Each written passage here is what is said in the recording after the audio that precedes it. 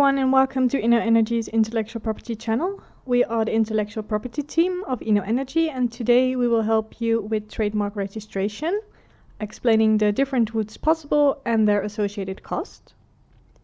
So, how do you apply for a trademark? Well, there are three different routes possible, being the national level, the European level, and the international level. And you can apply for your national trademark at your national trademark office. But you can also directly apply for a trademark at the European Intellectual Property Office for a trademark that covers the whole territory of Europe. And at last, you can also file for an international trademark with the WIPO, World Intellectual Property Organization, under the Madrid system. And with the WIPO, you can file a single application and pay one set of fees to apply for protection in up to 118 countries. So this might be very handy for you if you want worldwide protection. However, an international application must be based on a national or regional application. So you must just always file a national or European application first if you want to acquire international protection.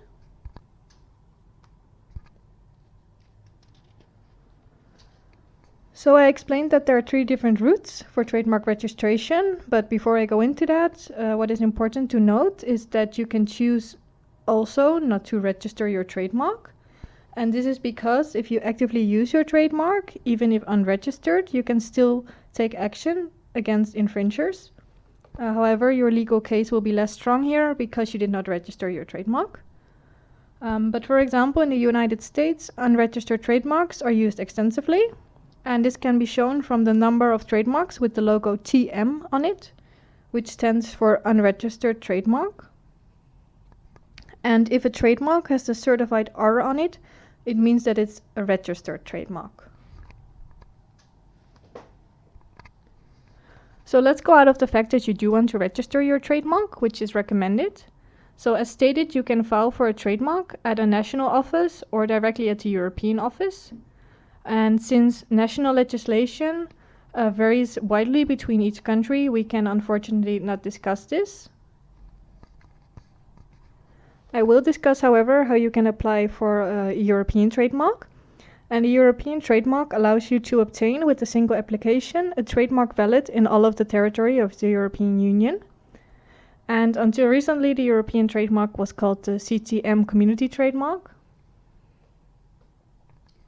You can apply for a European trademark using any of the 23 European languages, and you can file for the trademark online at the EU EPO website. And before you file, you must identify, and while you file, you must identify which goods and services you want protection for.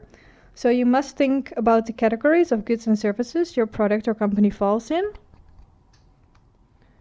For example, according to the TM class search engine, wind turbines fall under class 7.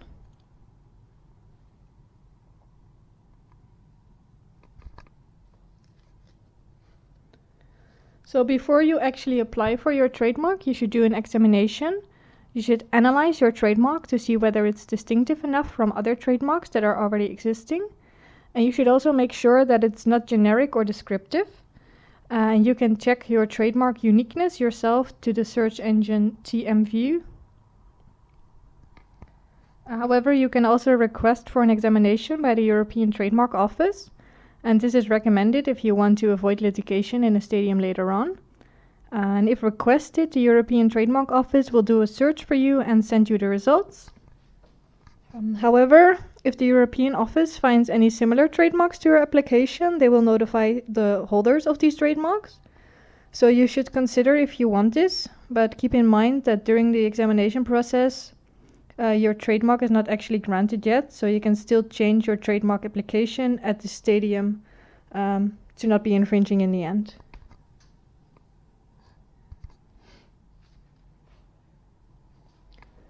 So as stated, you can also file for an international trademark. However, if you do this, you must first have already applied for a trademark in your home office or at a regional office like the EU.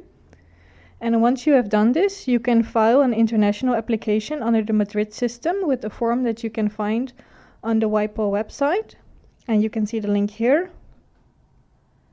And what is important to note here is that your international application does not be submitted directly to WIPO. You should submit the form to your to the office of your first application, so maybe your home office or the European office, and that office will then certify your trademark for an international application and submit it to the WIPO itself. Furthermore, it is important to mention that you cannot expand or broaden the list of goods and services after you have submitted your international application. So if you want to broaden your list of classes after submitting the international application form, you will need to file for a new international application. So make sure that you already applied, that you really applied for all the classes that you want. Moving on, what does a trademark cost?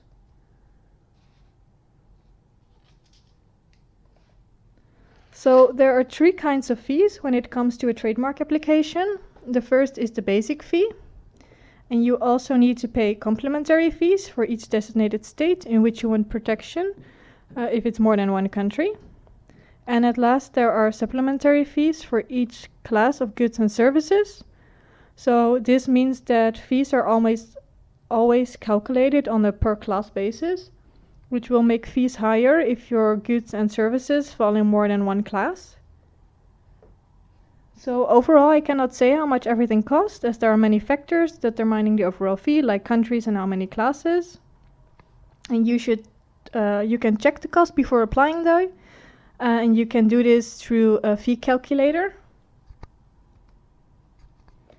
For example, WIPO has a fee calculator as stated here on the slide, and here you can see how much an application costs for two classes in the EU and the United States, and in this case the person filing for protection had its home office in Australia.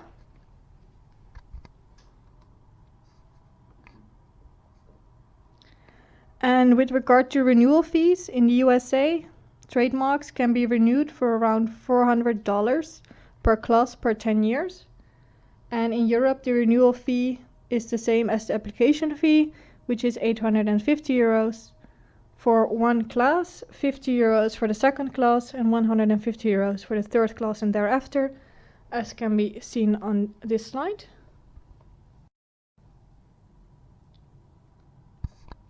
So thank you very much for watching. Hopefully you'll find this video to be informative and helpful. If you have any questions on trademarks, costs, and application routes, you can always contact us. We'd be more than happy to further advise you. And also watch our other videos on this YouTube channel by following InnoEnergy's channel and the Intellectual Property playlist. You can contact us through our email addresses, which is frontname.lastname@innoenergy.com, or contact us through LinkedIn. And thank you very much for your attention, and hopefully I will see you again at one of our other webinars. Thank you very much.